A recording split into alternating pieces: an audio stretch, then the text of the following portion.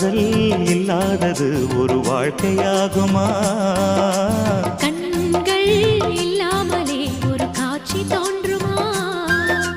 பெண்ணை தொடாதது ஒரு பெருமையாகுமா?